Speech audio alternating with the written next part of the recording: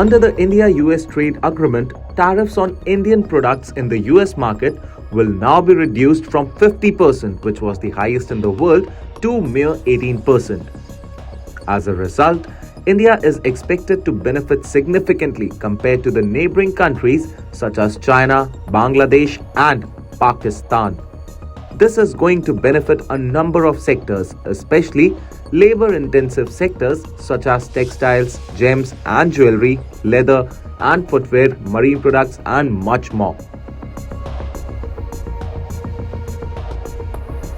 The point to note is that while the composite tariff was 50%, around 25% was due to Trump's opposition of India buying a lot of Russian crude oil, which he thought was being used to fund the aggression against Ukraine.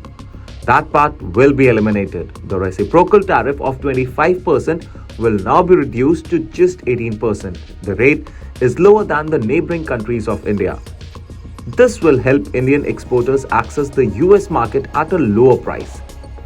Let's have a look at the rate of tariff Washington will now have an effect against some of the major economies.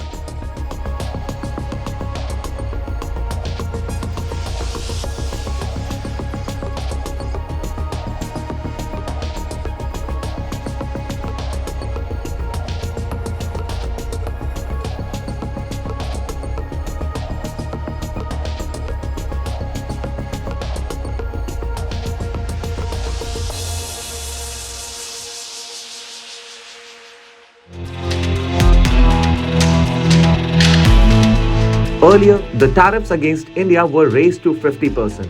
They came into effect from September 2025. But following the trade agreement between the two countries, which were on the negotiating table since February 2025, this provides India with cheaper access to US market.